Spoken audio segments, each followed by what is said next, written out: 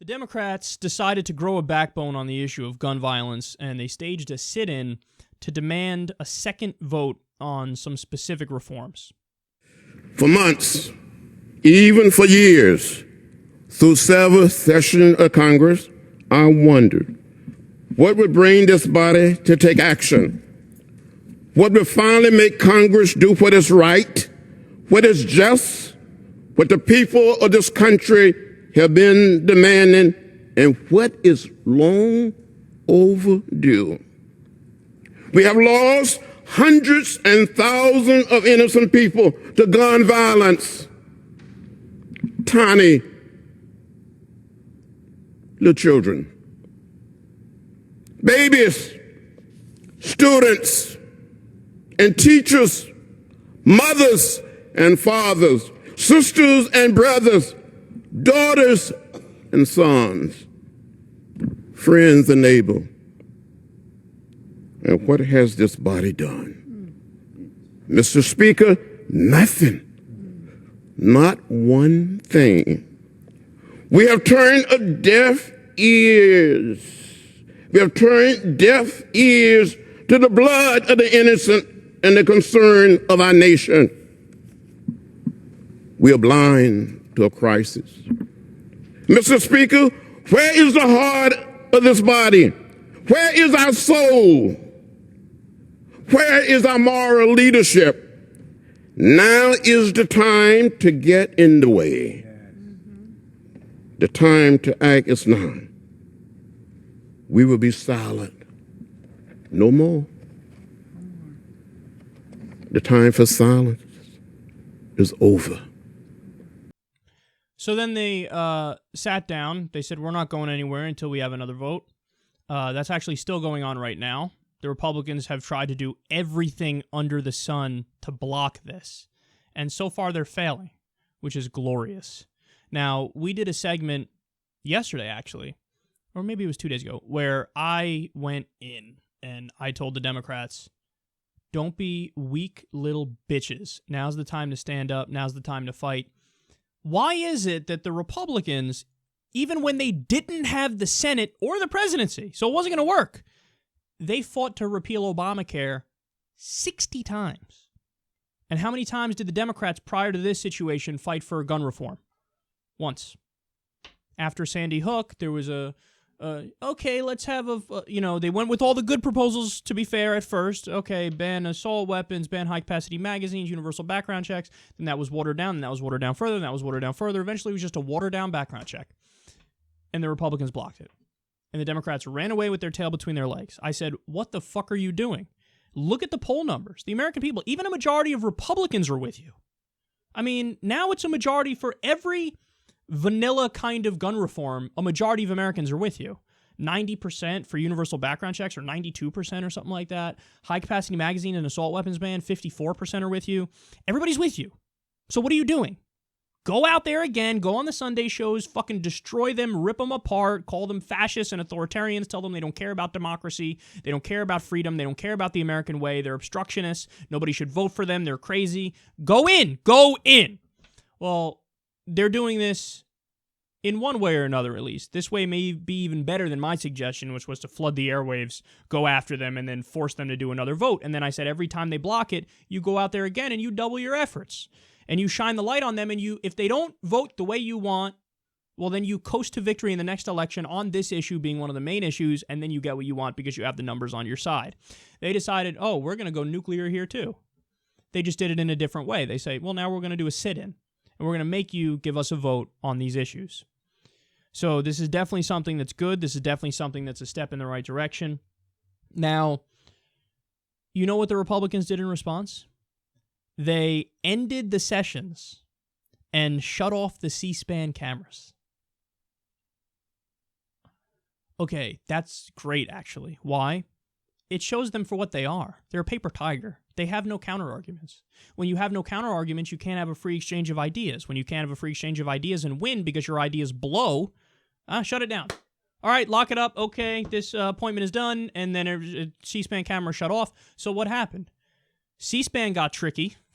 Everybody got clever, and they decided they were able to tap the feed into the different smartphones of people that were there.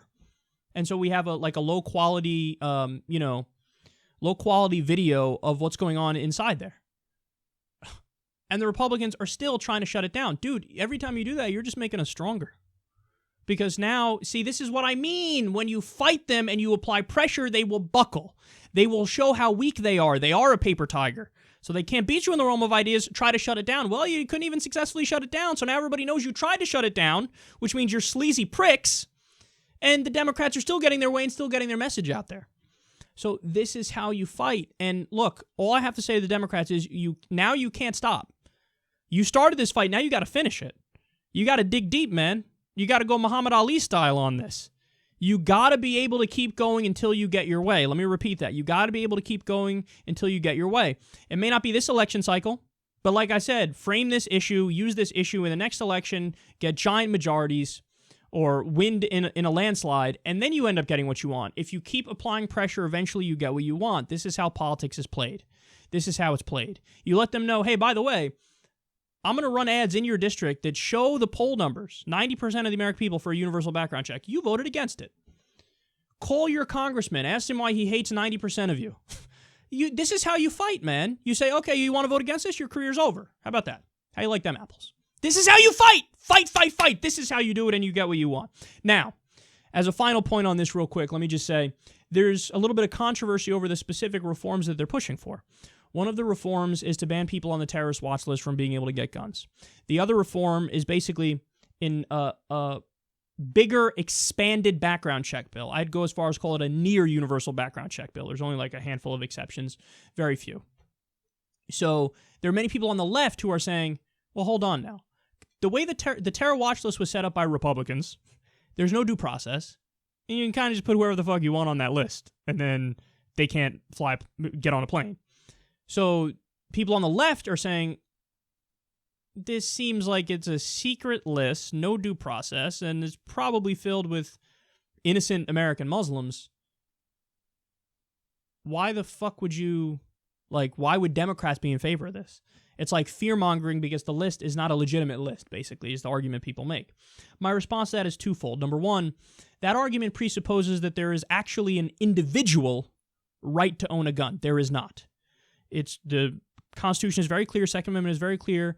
You can have a gun if it's a well-regulated militia. It's not an individual right to gun. Well-regulated militia.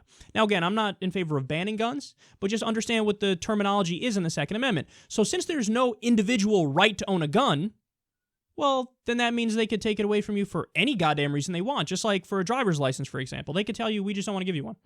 And you have no recourse. Why? Because it's a privilege to have a driver's license. Well, if you view guns in the same way, and I do, well, then they can reject it for any reason whatsoever. Now, you may disagree with the reason, but I don't think it's necessarily a due process issue. Because, again, that presupposes there is a right to own a gun, an individual to own a gun. Now, that's not even, to me, the most convincing argument, though. The most convincing argument is, no, you should just be in favor of reforming the way the list is done, and then you prevent people on the list from getting guns. Like, I get it. If the argument is there's so many innocent people on that list that you're stopping them from owning a gun when they should be able to have it, well, then let's just reform the list and the way the list is done and make it more reflective of the reality of suspected terrorists and have some sort of process set up where you adjudicate that. And then if you do that, well, then then you don't let people on that list have a gun. And if you're against that, then you're just against having a list in general, which maybe is a defensible position, but maybe not, because, look, there's a lot of space between you're guilty of a crime and you're innocent.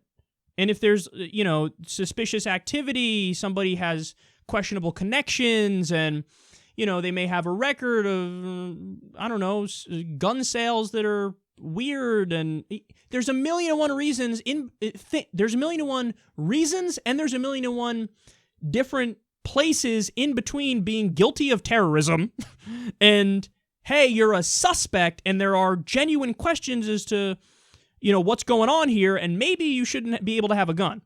I don't think that's a crazy conversation to have. So I get the controversy over, hey, maybe the stopping people on the terror watch list isn't the best idea. But to me, there's no argument for the other policy position, which is universal background checks. They're sitting in, one of the main policy proposals they're pushing for is universal background checks. So to be against the sit-in, you're at least, again, you're also against that, which is crazy. Like, if you're against the universal background checks, then you're just flat out in league with the right-wingers, and not even the people on the right. You're in league with the establishment right-wingers, the ones who are bought by the NRA, and I don't agree with you. So everybody on the left should support this, if just for that. You could be against the terror watch list proposal, but for the background check proposal.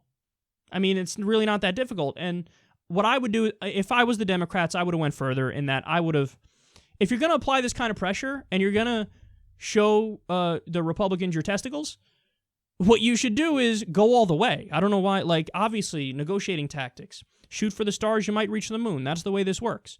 So say, here's our proposals. We're going to ban assault weapons. We're going to ban high-capacity magazines. We're going to do universal background checks. We're going to have a giant gun buyback program. We're not doing gun confiscation, but we're going to give people an offer they can't refuse so we get some of the guns off the streets. This is what we're going to do. This is what we're going to do. We're going to, as part of a bill, we have a new permit system set up, a new testing system where there are levels. Okay, you're a game warden, well, you got to get these certain permits in order to have all these guns. But if that's not the case, maybe you can only have a fewer number of guns. There's so many more proposals that you can do that, if you're going to show them your testicles and stand up and be tough, why wouldn't you? So that's what they should have done. And they didn't do that, but hey, at least we're starting to see some backbone from the Democrats. We need to see a lot more of this.